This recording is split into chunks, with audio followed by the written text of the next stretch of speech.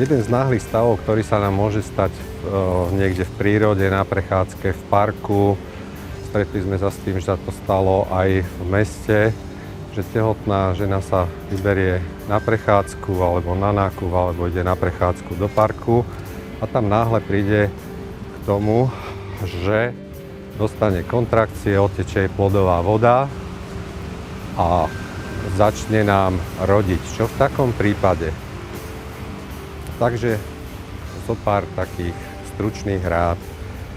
V prvom rade rodička musí zaujať polohu v leže s pokrčenými nohami, rukami sa chytí pod kolená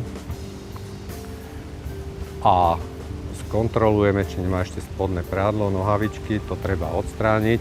A pokiaľ už odtekla plodová voda a vidíme, že sa tlačí hlavička, tak jej vytvoríme v prvom rade intimitu, aby bola chránená. Zavoláme záchrannú službu, ktorá už aby bola na ceste a prišla nám odborná pomoc.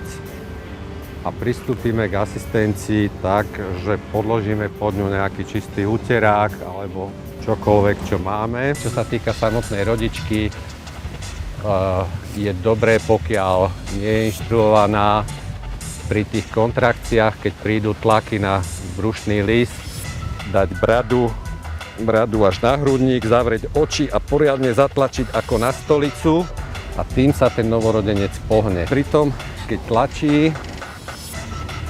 je to nekomplikovaný pôrod, vidíme už hlavičku, ktorá rotuje smerom tvárou novorodenca ku konečníku. Vyjde nám horné ramienko, novorodenca neťaháme, len pridržujeme za hlavičku. Potom smerom dohora vyjde druhé ramienko a nakoniec novorodenec je na svete. Položíme ho na čistú suchú utierku. Jednou rukou mu pretreme tváričku pod hlienou a novorodenec by sa mal rozplakať. Pokiaľ sa tak nestane, potočíme ho na ruke smerom dole a stimulujeme chrbátik. Dieťa sa nám rozplače, nabere takú ružovú farbu, zakryjeme ho hneď, aby bolo v teple a pupočnú šnóru podviažeme najlepšie nie žiadnym ostrým špagátom, drátom a podobne. Najideálnejšia je šnúrka plochá od topánok alebo z tenisiek.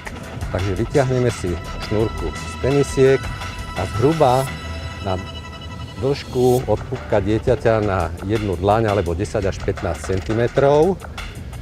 Šnúrku poriadne pritiahneme na uzol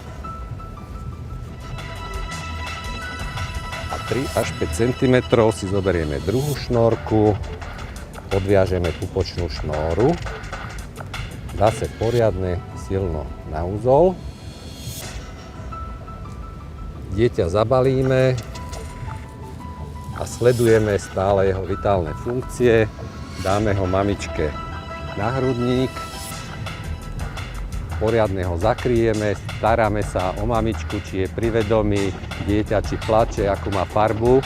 A do príchodu záchrannej služby udržujeme intimitu rodičky a zabezpečíme, aby čím skôr niekto privolal, ukázal miesto, kde sa nachádzame a ostatné necháme všetko na záchrannú službu.